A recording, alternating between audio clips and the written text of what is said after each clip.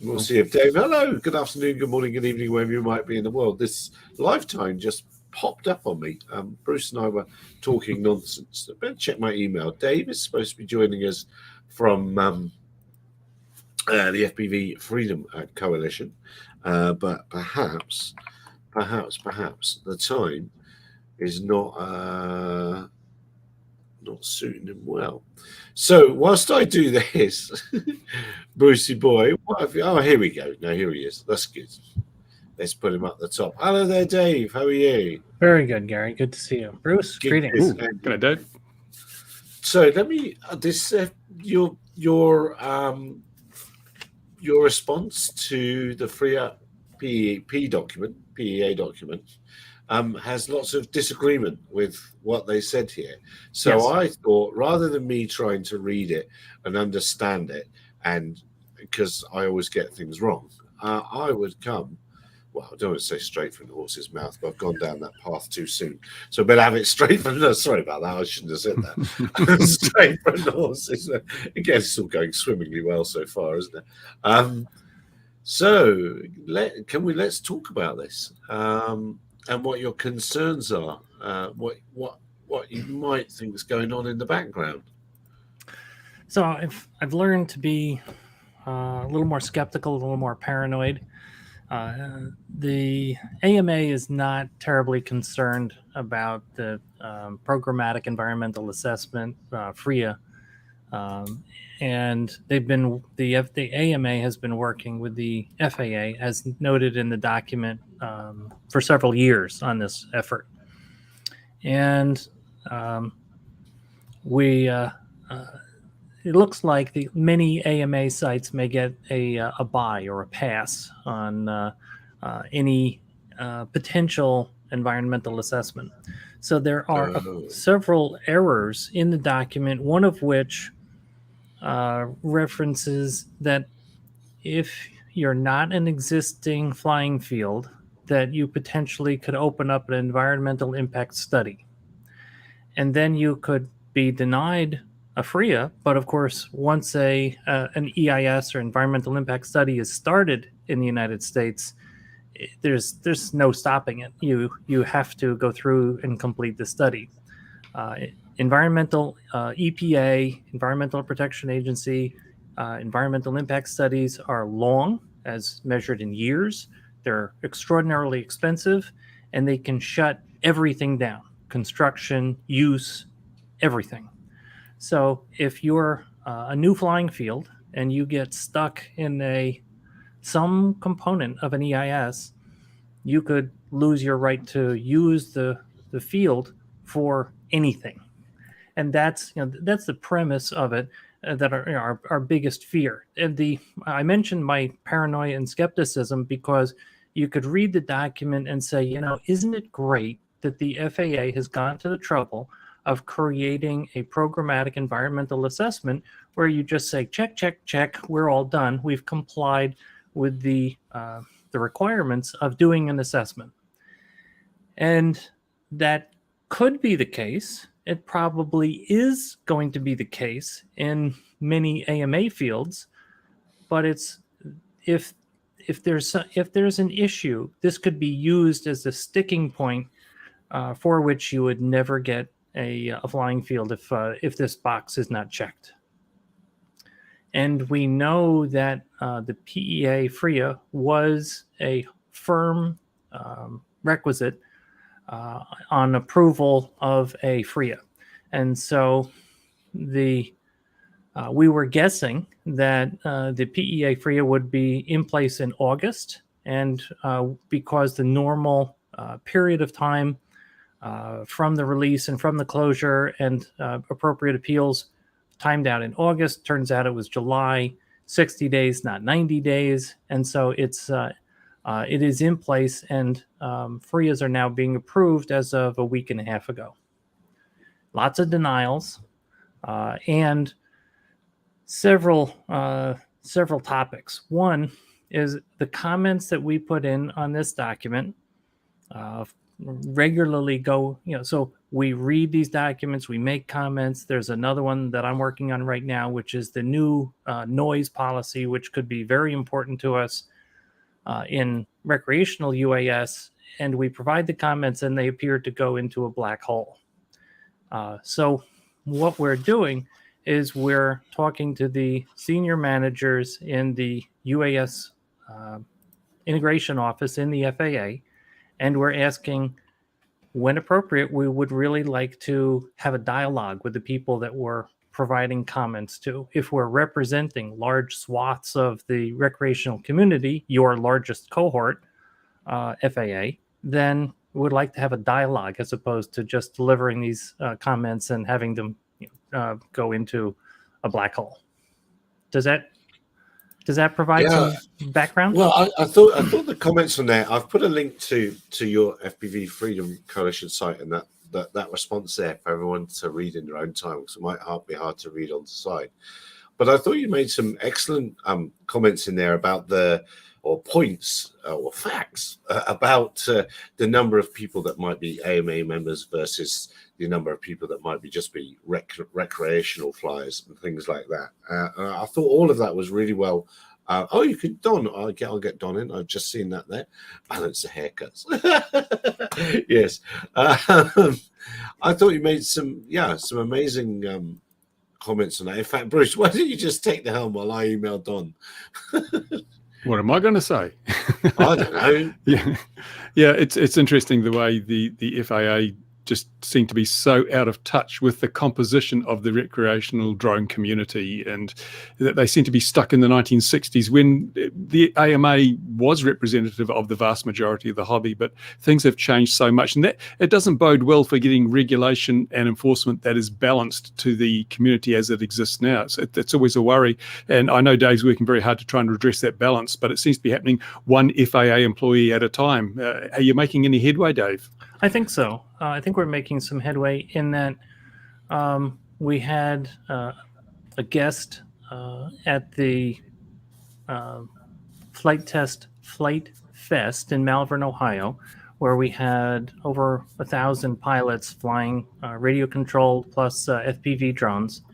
So foam board RC model airplanes, and kids building them, and adults flying, and adults and children as well. So girls, boys, young men, young women, older guys, older women.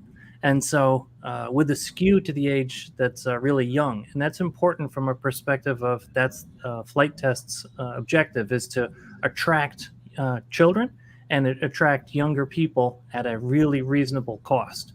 And they've shifted the demographic of the hobby. And it's a magnificent accomplishment. And they're also doing it through their STEM program, which is really successful. And we're adding drones to the Flight Test STEM program. So we're making progress in the usage. And I think, as you are talking, Bruce, we invited Rob Lowe, who is the regional administrator for the Southwest region of the FAA. He was with us all day Friday. Wonderful guy. And so if you work in the 5-state Southwest region of the FAA, you work for Rob Lowe. So there are only 9 peers to him across the United States. So it's a big job. An important individual in the FAA, and he's a 30-year FAA veteran, so he knows everyone. So while he is not personally responsible for UAS integration office activities, he knows everyone there.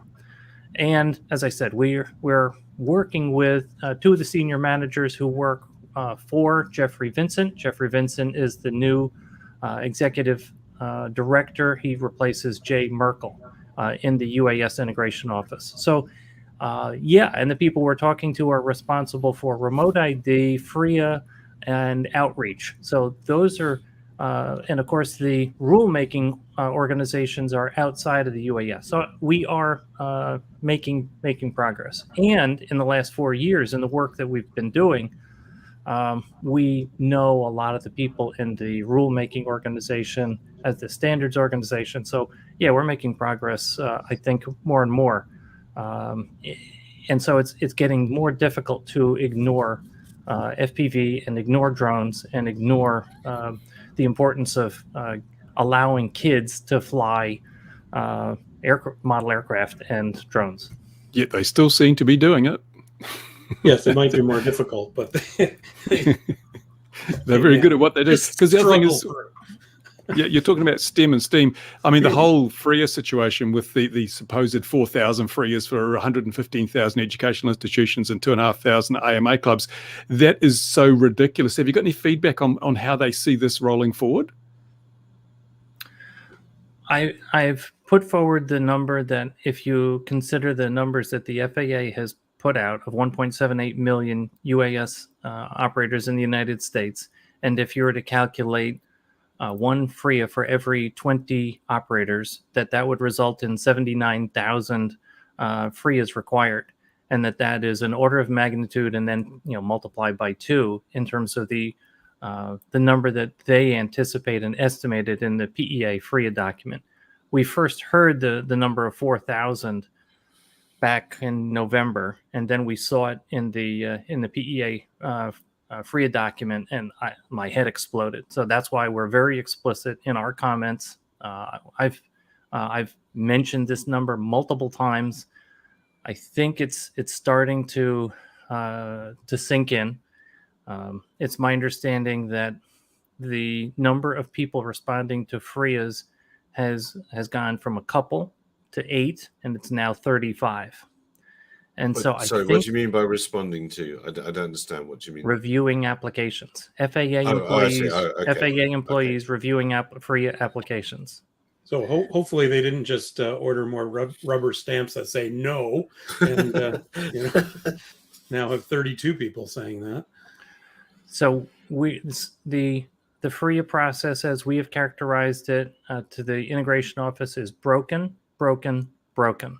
And so as a CBO, we've offered, we are really good process people. We are really good at IT, and we can help streamline a lot of the process. One of the things that a couple of the things that make us insane about the FRIA process is we have to accept the information, and then we have to transcribe it into the application, which is ludicrous. So there exists an API underneath the FRIA application, and we've been asking for the password for it, since November. And the last response is no, because of security, we cannot provide that to you. So we're not letting up on that. In addition, there is a 500 character limit in the application. So we're being instructed, you need to describe what the FRIA field is like. And so we said, well, we can try to do that in 500 characters, but it's difficult. We've also been told that, that write-in area is very important, but we've also noted that there are any number of applications that it's clear that the reviewer did not read the 500 characters that we wrote. So lots of, and we are very concerned that there are conditions under which a denial is instantaneous. And we've asked that question, and we will continue to ask that question. So far, the answer is, oh no, we're all taking, each one of these applications is reviewed carefully under its own existence. So this is a topic that is gaining, the resource burn of those of us in FPVFC and Flight Test Community Association in STEM plus C and the AMA is enormous, and this is not bringing in any money. This is just a fantastic resource burn for no net benefit. So we're trying to get that a little more efficient. I take it there's no capability on the application for attachments. You can drop in photos, so you can put in a Google photo, I'm pretty sure, but I'm not positive. And there's certainly no ability to attach a PDF. Yeah. But certainly to describe your field, a photo, there's 1,000 words right there. Right. Well, what's the normal is that they'll bring it up on Google Earth, and if there's a road, denied. If there's a building, denied. What? What do you mean if there's a road? That's insane. You can't drive there. You're not allowed to drive. You have to float. That's to correct. Your flying sites. That we've made. Those are the words that we've made. We've said, this is, you need to be able to access the field. So the response is the FRIA must be just that area of the field where you're going to fly. So we've so we know, and we've put out the tips and techniques, flight over people, no buildings, no roads, and those are the most important ones. So if you have anything that looks like a potential to flight over people, make sure that you qualify that you will never fly over people. If it's a sports field, be very clear that there will never be flights during when that sport field is being used for the sport. It strikes me that they could be building. Sorry if I jumped in on anyone there, but they could be building a rod for their own back, or they should be building a rod for their own back when the glorious day of all the unmanned, when I catch my first aerial taxi, because if they're applying these rules to the smaller UAS, they should apply them to the bigger UAS in spades. So they could be creating their own a further set of problems for vertiports further down the. It just absolutely sounds like madness. And I really wanted to get you on to congratulate you for that piece that you guys have put up, because it is so sensible. And unfortunately, as you know, sensible and stuff like that on here carries a red card. So you will have to be punished for using common sense and sensible stuff. Yes. But it's so sensible. That's okay. It's such a good read. And I encourage everybody to have a look at it. And surely this is going to be the next, because people have just really woken up to RID. They've really only just woken up to it. And this has been coming down the road for 4 years or whatever. Our larger fear is network remote ID. And so absolutely, we're on the same team. Yeah. In the 2023 FAA Reauthorization Act, network remote ID is called out at least 5 times. And it's called out for beyond visual line of sight, and it's called out for unmanned traffic management. And so the UTM is required for advanced air mobility, the air taxis. So we are certainly observing that the level of scrutiny for a FRIA exceeds frequently crewed airstrips. So that's reasonably frustrating to us as well. The thing that concerns me is that with the push for this, the drone delivery and urban air mobility, until they can make sure there is no other untracked craft in that airspace, they're just going to say no other craft in that airspace, which means that with the advent of network remote ID, you might be flying at a regular flying spot and you might be getting your approval to arm and fly. And then the next day you may get nothing. You may be denied because suddenly that is now, there may be a drone coming for a delivery or an AAM, or it may be part of a route that you didn't know about's been implemented. So they can shut you down anytime, any place when they feel that you might be conflicting with other air traffic of a higher priority. And so that network remote ID is the beginning of the switch off of the hobby. Yeah, I don't necessarily subscribe to that view. I think practicality and economics will drive drone delivery. And so as it's hard for us to determine what's a practical delivery business model unless you are flying something that is very dear. Think of zip line in Uganda, getting blood back and forth. Excellent business model. Not pizzas, not soda. They're still delivering pizzas down the road here now. Yeah, no. Yeah. Bless their hearts. And if it's they're probably subsidized, up one side and up, down the other. From a sustainable perspective, if you are thinking forward into 5 years from now, when we've got a federation of RSSs, the corporations who are going to be providing UTM services, I don't see it as an Amazon-like the last mile delivery as practical for all packages. I mean, I've certainly made prognostications where I've been absolutely wrong. But this one I struggle with just from a dollars and cents.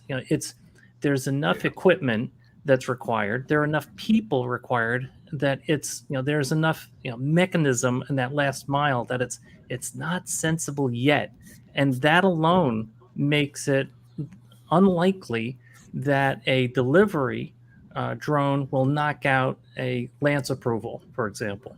And I think there are enough examples where we're okay. One of the things that we've put forward for FPV racing is we'll light off one remote ID module and we'll fly in a 200 by 200 by 50 foot AGL three-dimensional envelope. It's tiny in comparison to anything flying with a crewed or manned aircraft, and it's really low to the ground. If you're flying under 50 AGL, what the heck are you doing? You're probably a medevac. Yeah, the problem is that we know drone delivery is not going to be economically viable in the next decade, and same with the AAM. It's not going to be economically viable until they have a new generation of battery technology, because it's just a crippled helicopter with less range and less capacity. So if helicopters can't make money, why would these AAM? But the problem is that there is so much money being poured into this, and you get the impression that they are regulating us now for their vision of the airspace in 15 years' time. So it doesn't matter whether this is here now. We're going to be treated as if it is, because that's the forward planning. Instead of being agile and reactive, they want to use a crystal ball and plan for a future 15 years ahead. That never works, because nobody can see ahead like that. It's better to be agile and be able to make regulation with very little latency, so that you are properly addressing the needs of the users at the time, not in 15 years' time, when, as we know, this will all be slowly coming into fruition. And then, well, coming from a 400,000 person organization that did hardware and software agile development, I can appreciate the benefit of agile development. The U.S. federal government is not an agile organization. And they are proud of that in the fact that thoughtful and methodical checks and balances are an effective way to legislate.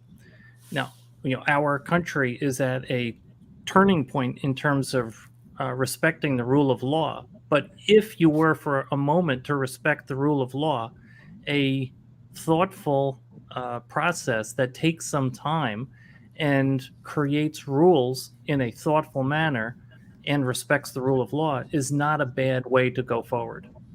It is, as long as it reflects the people who are affected by it. That's correct. Yeah. It has to. Yes. The other premise is that that the government is a government of the people. That's a premise in the United States. That's now at risk in the United States. All over the world, I would say. Well, there are certainly pockets where it's worse than. There are certain countries in Eastern Europe where it's a dread situation right now. Yeah, but even countries like New Zealand, people are being concerned that the government is not working in the best interest of the people. That there's been a disconnect probably since the big plague.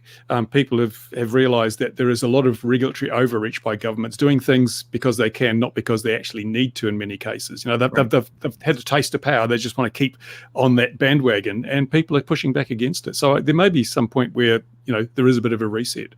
Right. So our continued effort is to judiciously use our resources on what to work on.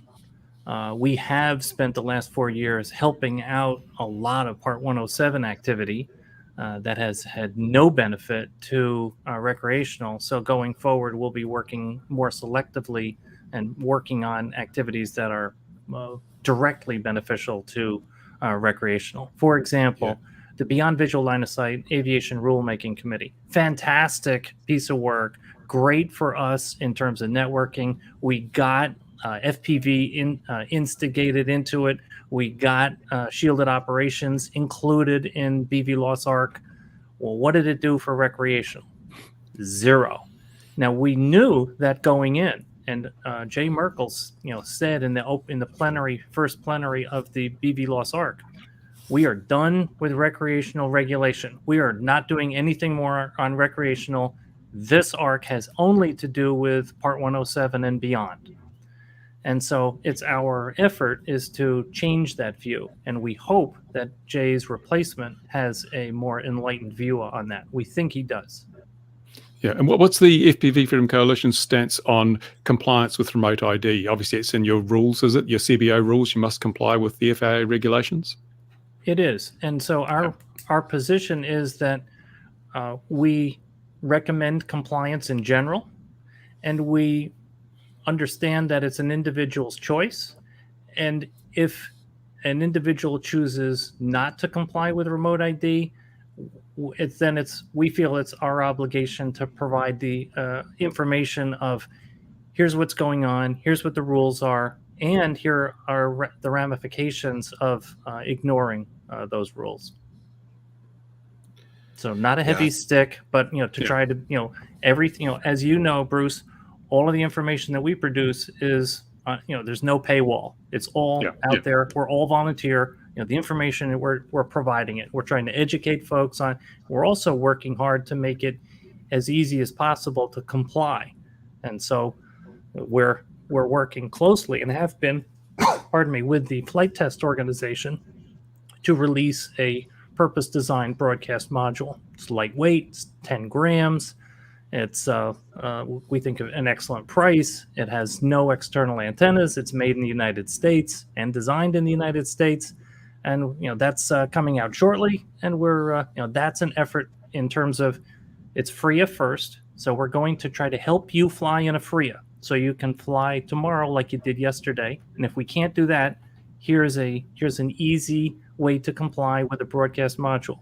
Again, I helped a lot personally. My team helped someone on the flight test broadcast module. We made no money on this, no compensation to my organization or to any of us individually to help out to try to get this broadcast module into market and complying with the FAA means of compliance. And I'm on the ASTM remote ID working group, so a pretty good knowledge of that standard.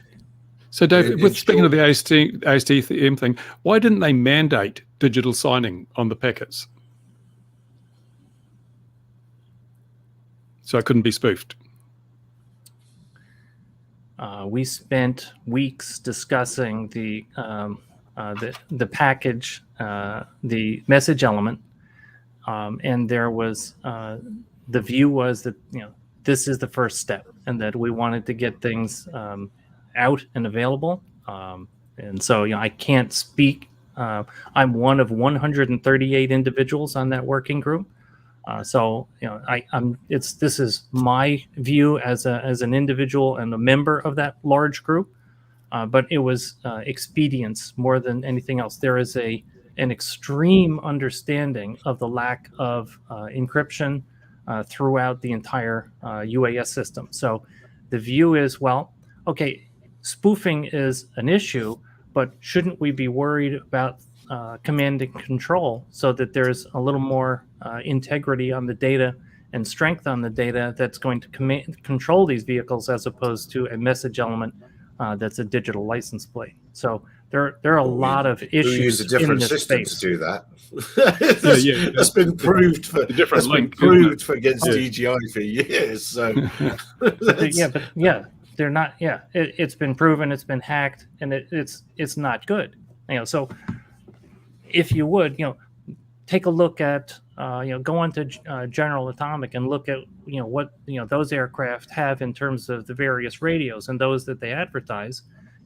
That's a thoughtful approach to how you manage command and control. So right now across the industry, we do not have a thoughtful approach to encrypting command and control.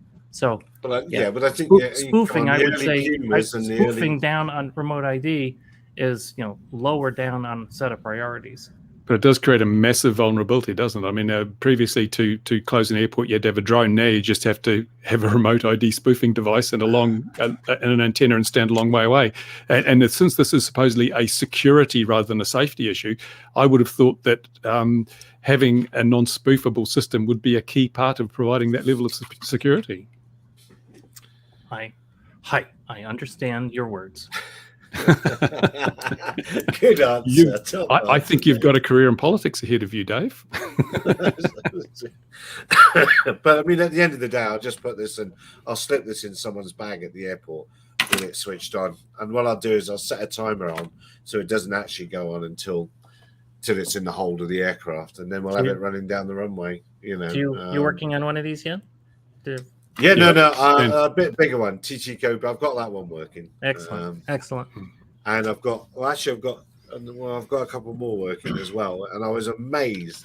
I was astounded at how easy. Because if I can do it, it's got to be easy. So it's I was astounded how it. Yeah, because you can't even work out how to keep your lights on half the time, can you? No, exactly right. So Exactly right. one of the aspects that really gets us with remote ID is location of the operator or pilot. Yeah. And Yeah. if you're in a physical situation where a spoofer helps you physically remain safe, Yeah. that's a clever piece of technology. Because it's interesting because when Kevin was interviewed by Sean from Geeksvana, Kevin said, when you're using the national airspace, you've got no expectation of privacy. And I would say that is true for your drone. But when you're flying a drone, you yourself are not in the national airspace. You're not so in your the privacy airspace. should be your privacy Yeah. should be preserved. Not sure, tell them where the drone is, but you might be in your own backyard where you would have an expectation of privacy, and therefore to give that information away must be a breach of the fourth. The other question that we think have is, why is it that with standard remote ID only, not with broadcast, but with standard remote ID only, that where the GCS, the ground control station or pilot location is dynamic, not static, why is that the tightest accuracy of any regulation of any civil air authority in the world? Yeah. It's Yeah. a 15-foot plus or minus tolerance. We went to the with the administrator of the FAA from the ASTM, the top of the ASTM, and said, this doesn't make sense. And here's why. And it was rejected. And we know that it's DHS. And so this is very troublesome to us. So, if someone comes up with some technology that protects their physical, person from being assaulted, that's pretty interesting. Yeah, because Kevin basically said we know that the pilot is at risk, and unsaid we we don't care basically. But the thing is that we've had a number of assaults in Part 107 pilots.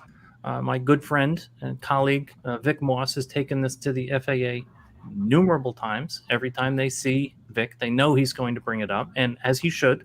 And we will all continue to bring this up, and this will be an issue that from recreational we will continue to bring up as well.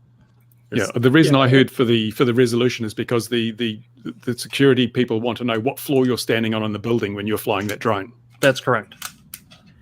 Well, it's funny enough. I got the letter from Gabriel Cox from the STM working group talking about the accuracy, and there it is. So I'll put the link in the chat, and that was in June of 2021.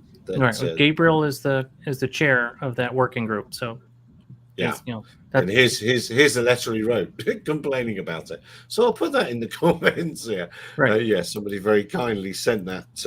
We thought that we had the FAA agreeing to that point.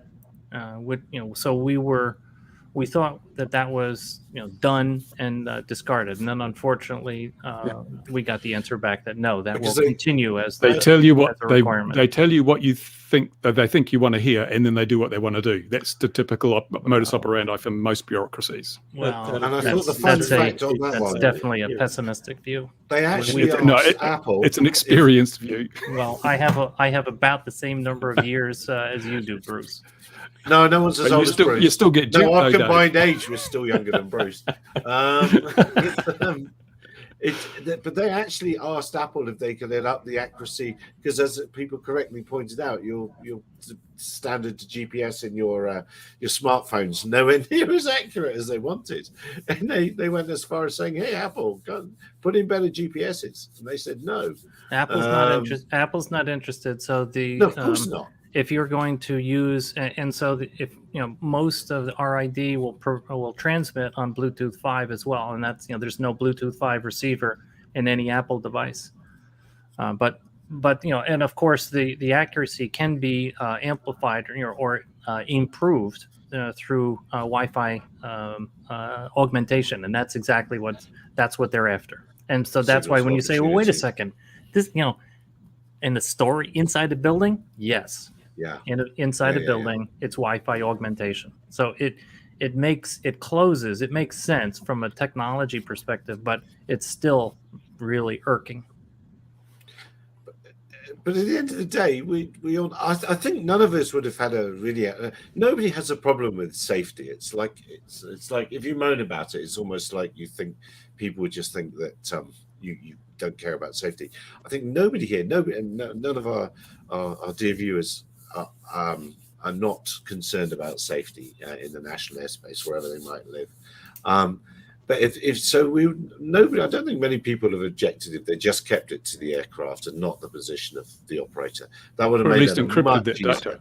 Or at There's no least reason why that encrypted has it, to be yeah. publicly accessible. Because if someone is flying a drone recreationally, then they're going to be within line of sight of it. Therefore, they're not going to be that hard to find anyway. So why do you need to broadcast the operator's location openly across, without some form of encryption? Maybe it's just that they're scared of encryption and digital signing. Yeah, that was our request in the request to the NPRM, was that we would like the GCS location or the pilot's location to be provided only to law enforcement or to the FAA. Yeah, but nobody listens. Yeah. Well, So to us, from a safety perspective, Gary, it's propellers, batteries, and airspace authorization. Those are the important recreational safety issues. And so I didn't mention anything having to do with keeping well clear of crewed aircraft. Other than the airspace authorization. You have to be intelligent, and so that gets into, yes, you shouldn't fly over critical infrastructure. Yes, it's really a bad idea to fly over prisons. Yes, you really should not fly over that military base. Use a little common sense, and that's airspace authorization, and then propellers and batteries. Yeah. We can't have common sense. No, common sense is not at all common. Dave, first of all, I don't think we've ever talked before.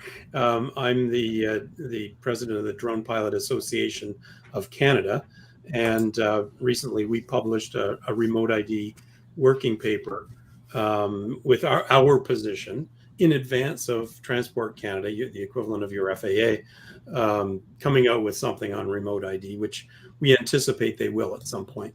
And one additional little factor that we put in, aside from all the sensible thing like, hell no, we don't want the operator position to be shown, is that we do want the drones that are in the realm of cargo drones and air taxis and things like that. We do want the operator location to be available for those and published, because those are high risk operations. We need to be able to communicate with the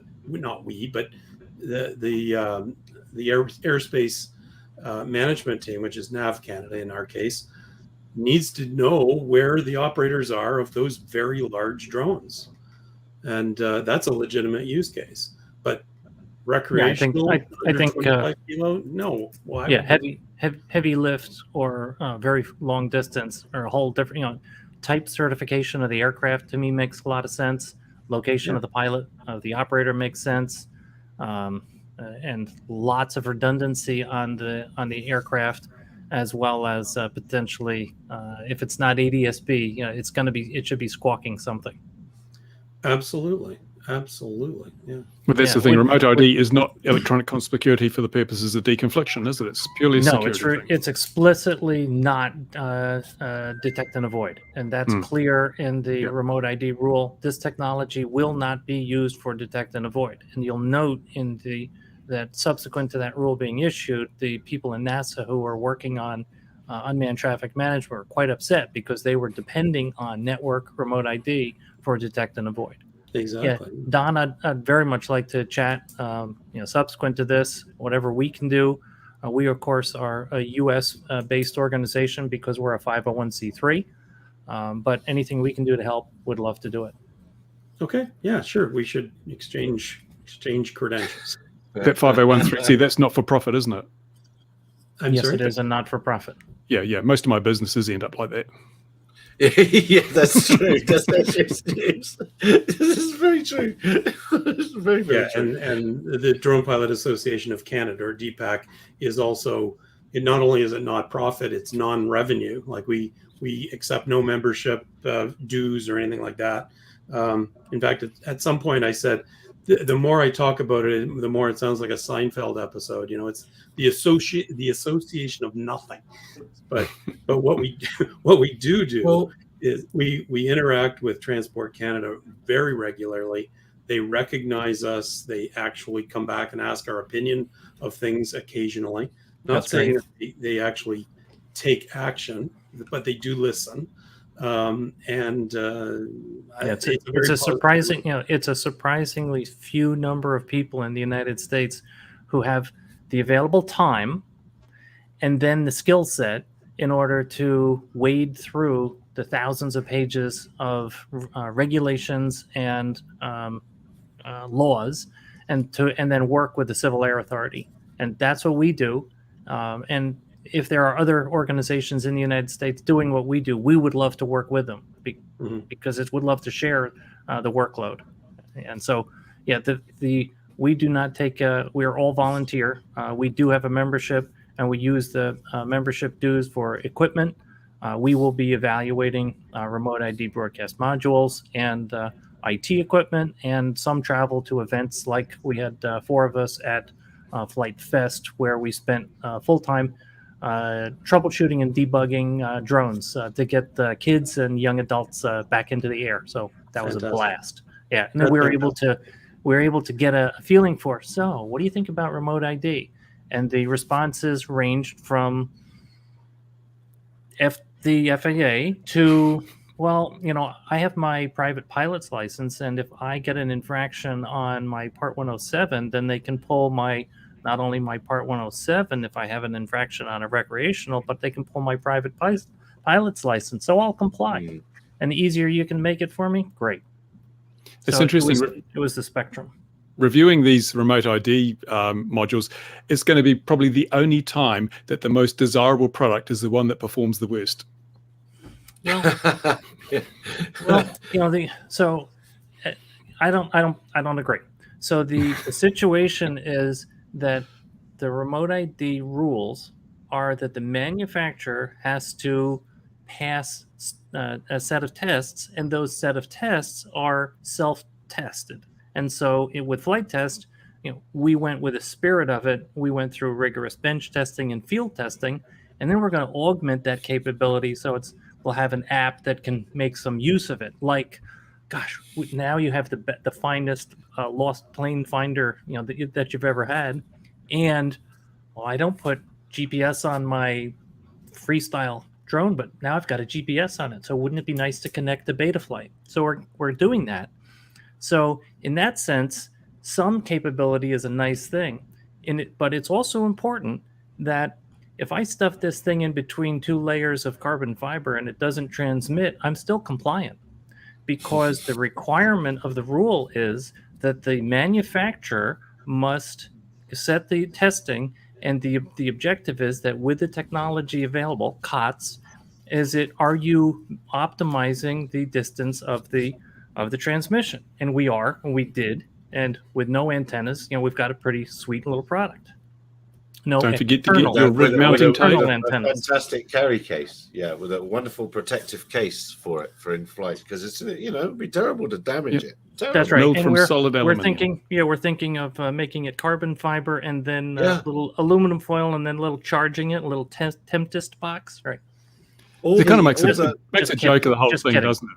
It makes a joke of the whole thing when you consider how easily it's, unless you're flying like a DJI or something, a store-bought drone. And I would have thought that would have been the target for this technology, because those are traditionally, if you look at the historical information, those are the people who don't perhaps know quite as much about what they're doing as people who have built their own drones from scratch.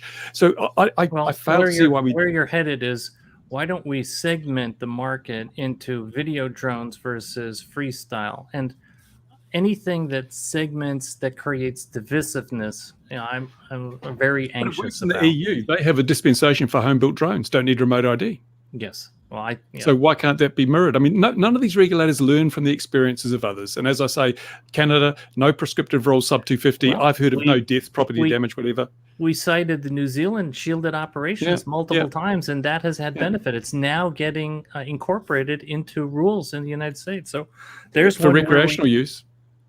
For No, not a recreational minute. use. What do they plan to do? Sheltered a sheltered operation kind of notion in the rules that are under review in Canada Excellent. right now, and Excellent. that's available to everyone. And Excellent. and then there's what they call an extended VLOS situation, where if you have an extremely qualified visual observer as opposed to someone with just a pair of eyes, then you can actually fly out to, I think it's 4 kilometers, or close to 4 kilometers, if you have a very good visual spotter, to the area. You don't even have to see the drone. I mean, as long as you can deconflict the airspace. If you see a plane come into the area, you know there's a potential conflict. Right, which I've been proposing to these guys for years, that extended VLOS is that's a great thing. Airspace. That was absolutely one of the recommendations in the BVLOS ARC, and so that's great that you're making good progress on that in Canada. Because Arnie can see 6 kilometers at least. Yeah, 2.3 miles is the range that was in the FAA documentation. So while the FAA does not like to cite a specific distance on what is visual line of sight, there are documents that specify it at 2.3 miles, and they are FAA documents. But I still can't get over the fact that you go on YouTube, you'll find thousands upon thousands of videos of people flying hobbycraft, BVLOS, no property damage, no significant injuries, no deaths. People flying FPV without spotters, no property damage, no injuries, no deaths. Yet these seem to be the cornerstone of the regulations as to we can't fly BVLOS, you can't fly without a spotter. Why are we as a hobby accepting this? I mean, it's unreasonable for them to tell us that these things are dangerous when we have proven with documentary evidence all over YouTube that they're not. Well, yeah, there is that. But thank goodness for some of these CBOs. One might argue that the legacy organisations all around the world have been trying to guide things in their way, and they're the biggest thing that's let the hobby down. And I almost want to come back to a little bit about the no money thing. Surely, even like putting $1 in would give your members more authenticity. I haven't got the words for this, but the AMA can say we've got however many thousand paid members it is, and if you don't have that, because I can identify with, in the modern parlance, I could identify with the CBO in America without actually paying you anything. Because I could just say when somebody comes to me, I'm flying under the FPV FC's rules and safety guidelines, right? Safety guidelines, and you I've never communicated with you. You'd never have heard from me. That's so right. You couldn't claim me as a member, even if when the Rozzers came to get me, I pulled out your document and said I was using it. So what I'm trying to say is that one would not $1 or an amount, or probably not be worth it. It'd be too expensive to process, but an amount that wouldn't be that. Wouldn't that give you more leverage? That's a long way of saying that. Well, Don has the same question, doesn't he? Because asked of him, because his members don't pay anything either. No, that's when. When I purport to represent a lot of people, they want to know how many paid members do you have to get the credibility you need to say you represent those people. Well, yeah. So when I formed DPAC, the no money policy was part of the foundation of this. Not to say that we might not change that in the future, but as soon as money is involved, at least in Canada, as soon as money is involved, you need to have documentation, an accountant, and somebody to manage the money, and then everybody's fighting over the money. I said, no money, F off, nothing. If we need money, we'll figure out a way to pay for it. I get a ridiculous amount of income off of the silly little products that I sell, including Drone Pilot Canada. Whoops, wrong way. Advertising. Link in the description. Yeah.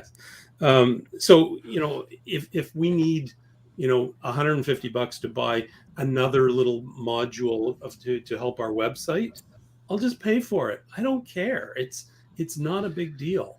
Now, we're not paying anything. We're not buying equipment. We're not paying ASIC developers to design new chips or anything like that. So far it has not been an issue. We we definitely are running into a situation where we do need to have a bona fide member, qualifier to be able for insurance, for example. We're trying to negotiate insurance deals with insurance companies, but again, it's not something that a member would buy from us.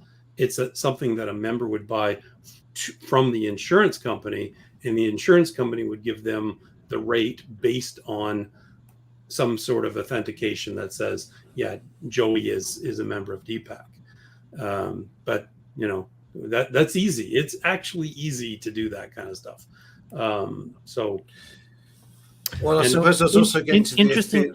If I may, Gary, to answer that point, I think you need to ask the question: who's the targeted audience? And so, is compensation or some type of request of $1 from each of the 1.78 million SUAS operators in the United States, would that help the credibility of CBO? And I would assert that it depends on who the audience is. If the audience is an RC pilot or an FPV user, no. And I don't think there is. The credibility has been gained on transparency, honesty, the work product that you've produced, and that you're keeping at it. So sustainability. The FAA has they do appreciate reach, and so the FTCA or the flight test folks with a 2.2 million person reach, that makes a big impact to the FAA folks. And that's not a billable membership in Flight Test Community Association. That's the full flight test reach. So I think it's an important point, but I would suggest that things are changing in the world, and the world of influence and who the demographic is very significant when you're answering that question. It's a great question. Mm-hmm. Yeah. Yeah. I would say another element of credibility is the background and experience of the people. Like myself, I have no manned aircraft experience whatsoever, other than stumbling into an airliner. I would say fairly limited drone experience. Even I started flying drones in 2017, something like that. But the members of the steering committee that I put together is incredible. The experience. I've got one guy who, this is actually hilarious, and I don't have the other thing open, so I don't know who's watching us, but he was the commanding officer in the military of the guy on the Transport Canada side who leads their committee. So we had a little meeting, one of our first meetings with this guy and the steering committee, and it's like the guy says, "Are you so and so?" And he said, "Yes." "You're my boss." So we had an immediate level of credibility on that basis, just on that little person to person thing. We've got another member of our steering committee who was a member, a senior member, now retired, of the Airline Association union. So very much recognized in the industry. I hate using the word industry, but it was literally in the industry. And so he's going to be speaking at an airline pilot union meeting in Chicago later this year, and on a little subcommittee of Canadians.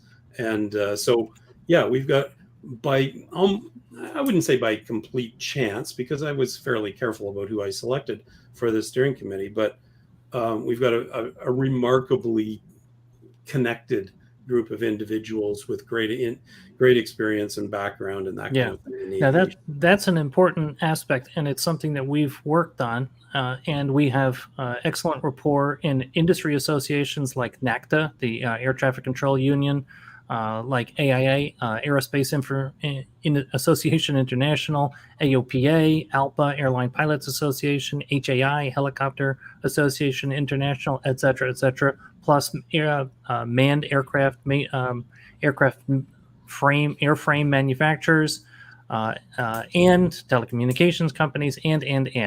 And so if you look through the who's who in the ACK or DAC, Advanced Aviation Advisory Committee, ACK, or Drone Advisory Committee, both now will be defunct.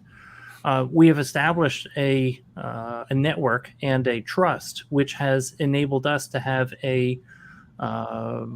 an ability to talk to people who really know how to work with the FAA, and they're happy to give us help and advice. So that it does not seem to translate to credibility with our constituents, the FPV members or RC members, but it is enormously valuable when we're trying to get something done with the FAA, because they have decades of experience. And our FPVFC is very deep technically in drones, as well as we also most of us have our FCC ham licenses, because that's required in the US to fly FPV. I think what's really required is somebody with Don's hairdo and Dave's beard. I used to have a beard down to about here. Well, so it can look, be done. Sean's in the comments, Squishy's in the comments, and he is FPV old guard. He's such an old git. He's real FPV old guard. And he's plenty is worried about recreational users, and FPV Freedom Coalition sort of sings that it's all about the private users, recreational users. So it sounds like that's your messaging problem, if there is one, then Dave, is to that audience. So how if that's a problem you've got, do you think you're going to redress that? I'm sorry, I'm not. Could you say that question again? Sorry, I didn't put it very well. So it's not you, it's my fault. So if you think that recreational flyers aren't really getting the integrity of your group of people that you've got at FPV FC, what are you going to do to help redress that, to win the trust of the private community over? I think we have the people who are aware of us. I think we have credibility, and I think there are transparency, and the fact that we've been working for 4 years with the FAA and with these various organizations, and that we offer all of the information without charge, helps our credibility a lot. So I do not think we have a credibility problem with the user or with the recreational community. And if people think that we do, I'd love to hear about it. I think it's that same old thing that 99% of the people will leave the work to the 1% who are prepared to do it. Well, I'm seeing this is more of a positive conversation to me for both Canada and the US, which is great, and it's a pity it's taken. And Sean's not gonna like me using the word industry. Call it industry. I don't know what we're gonna use as a word to Community. Community. That's a better word. That's a better word. So the community it seems to finally be coming together, and it's outside of our established organizations. Perhaps it's a little bit late. Perhaps crystal balls were mentioned earlier, and I think we've touched on one, that's network remote ID. That's absolutely that's at the top of the crystal ball. That's almost come out the top of it. But we need to be thinking ahead for the battles that need to be fought in 5, 10, 15 years time, or what we're going to do to get the situation back to as it was before, when they realize urban air mobility doesn't work. What are the 5, 10, and 15-year problems that are coming? The next one after network remote ID is unmanned traffic management, and so we've worked pretty deeply with. It's worth reading. There was an enormous DAC, Drone Advisory Committee, write-up on recommendations for the UTM, and it was effectively a review of ConOps V2. And so ConOps V2, if you search on that, it is all about unmanned traffic management, and you'll learn all the gory details of what the FAA's vision is on unmanned traffic management. And so there are lots of issues that will cause great problems to recreational operators. So those two are certainly top of mind for us. And in terms of how to try to help recreational, we want to continue to work on the registration and manufacturing lower bound to raise the 250 gram limit up to approximately 1 kilogram. Do you ever see that coming? I was skeptical about that, and given the view of the risks associated with things like a Mavic based on what's happening in Ukraine, I don't see that they'll ever raise it above 250 grams. In fact, it's more likely to go the other way, isn't it? I would be stunned if any of our governments raised that 250 up to a kilogram. But the risk isn't the Mavic, is it? It's the grenade. Yeah, but the problem is these people are not the sharpest knives in the drawer. They won't acknowledge that. Like they won't acknowledge that bad actors are not going to fit remote ID to their drones. You know, they live in a perfect world where what they would believe is going to happen, it will happen. So Bruce, you first asked the question, then you answered your own question. So save your time, Dave. So my answer is, I think it is viable, and I think one of the elements in the 2023 Reauthorization Act is around a safety framework. And so we have been putting forward, along with the AAAC in Tasking Group 11, a target level of safety. And so if we think about a different structure, and if we think, oh my gosh, we should be thinking about the kinetic energy of 1/2 mv squared in of an object flying through space, as Tony Nanini from Google Wing has said, Messina, would you rather be hit with a bullet coming out of a rifle or a basketball? And so they both contain the same kinetic energy. So if we take a page from Google Wing and we think about frangible fuselages and things that are sensible, and we come up with a target level of safety that takes all of this into consideration, then I think we have a way forward. And certainly the 250 grams is a short-term fix until we can get TLOS instituted. And I think it's worth pushing, and I think it's sensible, because given the science that is on the table with respect to 250 grams, which is non-existent, and the risk assessment of the aircraft that we've got in the sky recreationally, which is non-existent, I think it's a valid premise to keep pushing for a higher lower bound, both on manufacturing and registration, and at the same time push for a reasonable target level of safety for a safety framework, which would abandon weight and kinetic energy as a metric. The problem is, though, that the regulation at this stage are being driven by security, not safety. And from a security perspective, it's the capabilities of a craft based on its weight that will be the limiting factor. And a 1 kg craft is far more capable in terms of threatening your security than a 250 gram craft. That's the problem I see. Because when we look at Japan, they dropped it from 250 to 200 when the Mini came out.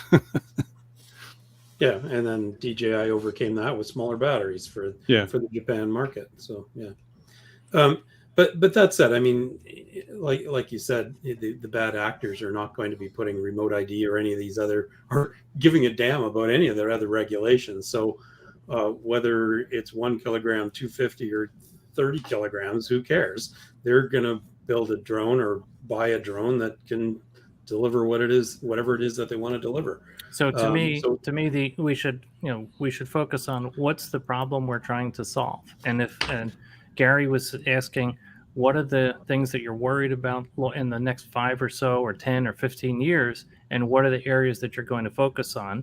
And these are areas I think that are sensible to focus on. Now, if we want to shift the discussion to, let's talk about weaponization of micro drones and small drones, and then what should we do? What can we do to help? I think that's a really useful and productive discussion, but it's a different discussion. It sure is, yeah. Massively different, yeah. Problem. Dave, are you familiar with there was an article, I don't remember where I talked about it, but there is an article it's just on the web, you should just find it, that actually addresses exactly all of those parameters that you referred to in terms of what is the acceptable level of risk. They set a target for that. They said, well, and and based on that, let's look at the kinetic energy, the mass, the velocity, the air resistance of these devices in the air. And what he was trying to come up with was a mass that would be representative. Well, yeah, just hold on though. A mass, given that you can't have a law based on kinetic energy. For example, you have to have a law based on something somebody reasonable can measure. So what he said is, let's see what if we throw all these numbers and parameters into an equation, what mass do you come up with that is approximately safe? Or what was the term he used? It was something like non-lethal. Harmless, I think was the term. And after all of it, he said, well, you can't do this. But he said, honestly, 250 grams is about the right number. And he said, by coincidence or otherwise, that is the number that so many regulatory agencies have come up with. But the important thing, I'd be interested in reading it, and I would suggest that something of almost no mass can kill you, and that's radiation. So I mean, take it to the illogical extreme. No nuclear powered drones. Very true. But fortunately, our drones are not radioactive, or not very radioactive. Mine glow in the dark.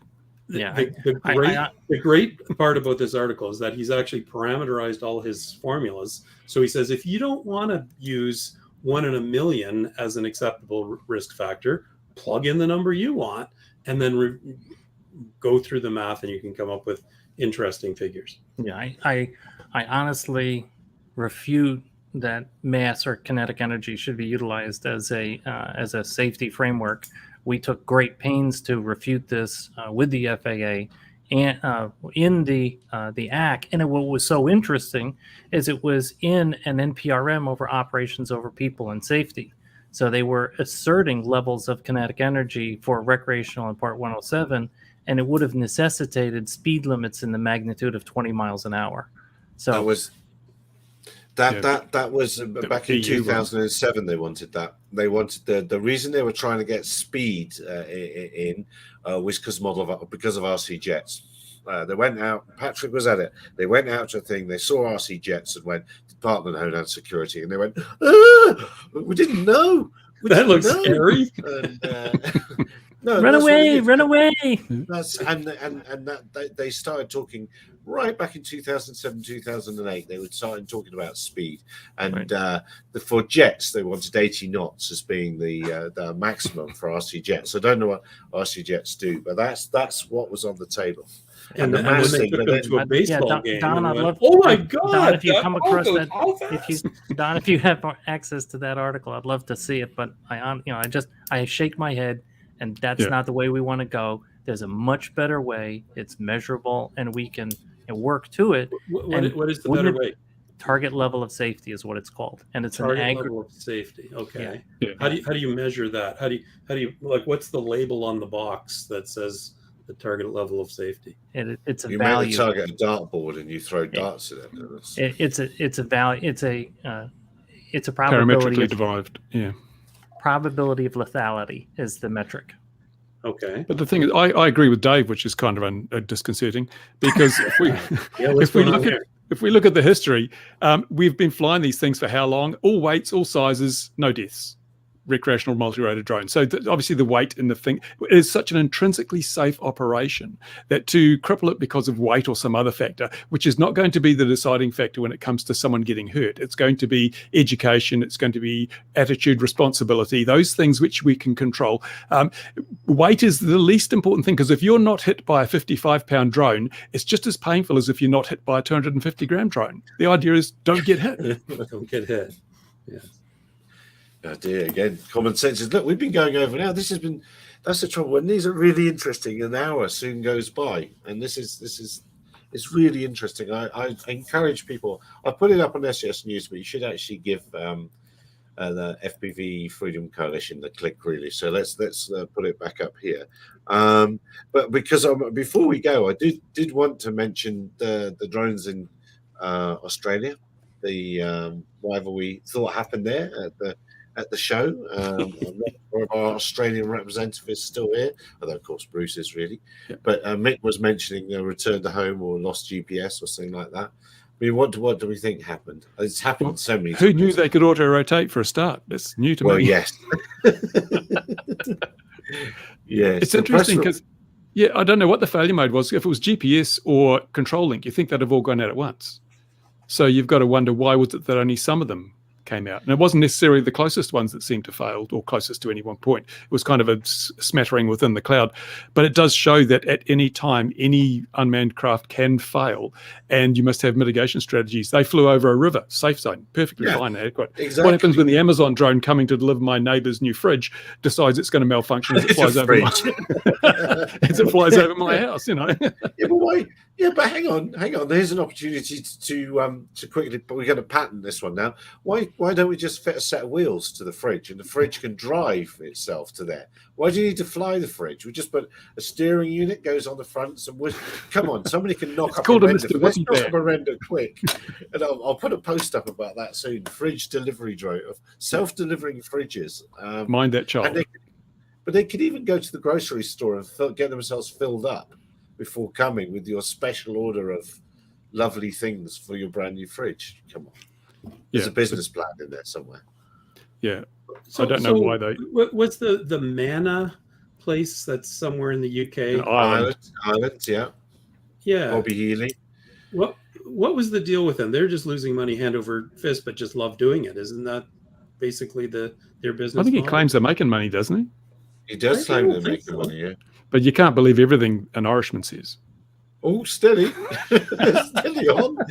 Steady on, old man. Steady Except on. that one Irishman, Toby Shaw. Toby Shaw. If only I'd known he was lining that up.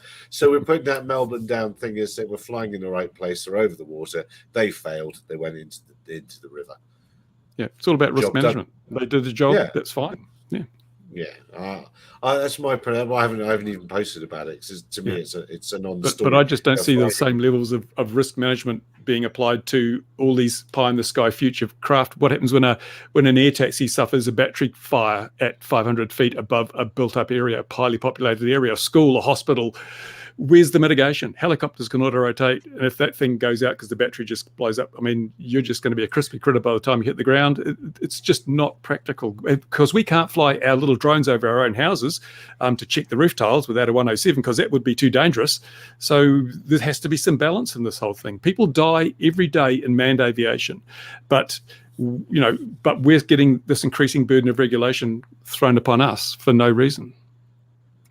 Sean's right, Geek's right. Yeah, the aviation regulators are led by the nose in America, by DHS, and pick your country, pick your agency. That's who's leading their aviation. Well, Sean's got a great question, and this is where a relationship with the associations is invaluable, as well as the airframe manufacturers, because they all have relationships with the security organizations, because they all are working on the military side as well. And so this is where the relationships are important, so we can start to have those conversations. And so I think talking about security, and if you look at remote ID and you say, well, is this document really helping us on safety? I don't think so. So is it really intended to improve security? Yeah, I think so. Okay, does it really do a good job of that? I don't think so. So, but that's the right conversation. That's the right conversation. Then who can we work with to follow up on this? And so as there's additional trust in the 3-letter abbreviation organizations, then we can start to have those at a recreational industry level. Yeah, I think the safety narrative is worn thin with a lack of supporting evidence to suggest that these things are unsafe. So the only fallback, if you want to increase your level of control, is to go to security, because you can't argue against security. What, are you not a patriot? Do you want people to die? It's like instead of ranting, having a sensible conversation with the people who are trying to solve problems. That's what we're about. Having a sensible conversation with a bureaucrat, that's an oxymoron. I don't think it is. I don't agree at all. You can laugh it up, but that's what we do, and we're effective. Yeah. Dave, by the way, I've put I'm pointing over at my other screen. Just look on my other screen. My email address is on there. Okay. It's in the chat. Use I'm the power of sorry, reflective I've got head to email address notification schemes. And the other thing that's happened was, because we must go, we've been here an hour and a quarter now, is very sad news from out of the UK that Animal Dynamics has closed its door. It was always a fun company, I thought, but they had £26 million worth of investment. They shut yesterday. More than 90 people have been made unemployed, and if you work for them, any of our dear viewers, I'm sorry and good luck. not more I can say there, really. But I never really understood how the power parachute was going to make such a big impact around the world, but good for them. Anyway, right, yes, it's definitely time to go and see if we can embarrass Don. What can we do to go while he's on the phone? What can we do? I don't know. But everyone should go. Dave, you have a town hall meeting every second Wednesday, is it? Yes, that's right. People should rock up there and see how things are working, and there's interesting news information there. It's really worth joining in on Discord or on YouTube and seeing what's happening, because if you don't know what's happening, you can't be prepared for what's coming. Thank you, Bruce. I appreciate that. Yeah, no, that's definitely it's good. It's good to see organisations standing up around in the place that are making a difference. And I was so happy when the FAA allowed, or more than one CBO was formed. That's definitely the way forward. Although the AMA is the only real one because they represent 95% of the hobby. Well, yes, they do. That's right. Yeah. Well, that's where my comment earlier about the payment and the fees came in, because that's where they're getting that tosh from, really, isn't it? Is the money? It's so difficult. But anyway, Sean's never ever going to never ever agree with you, I'm afraid. But there's got to be some middle ground somewhere, Sean. We've got to move. Not squishy Sean, not the other Sean. We've got to move to some middle ground for everybody and work together, all disciplines. Let's have that ground declared a freer. We can all go there and fly. We can all go and fly down freer. Absolutely. All right, I am going to go. I'm not going to give Don the chance to say, Don, just do waving. If you're half listening, no, he's not half listening. All right, dear viewer, wherever you are in the world, look after yourselves. We'll see you again, 2100 GMT next week. And we're possibly going to have one of those UTM vendors here. Rich is threatening to come back. Anyone from the FAA? Yeah, not so much. All right, everyone. Look after yourselves. Be careful wherever you are. Take care. Bye-bye. One click.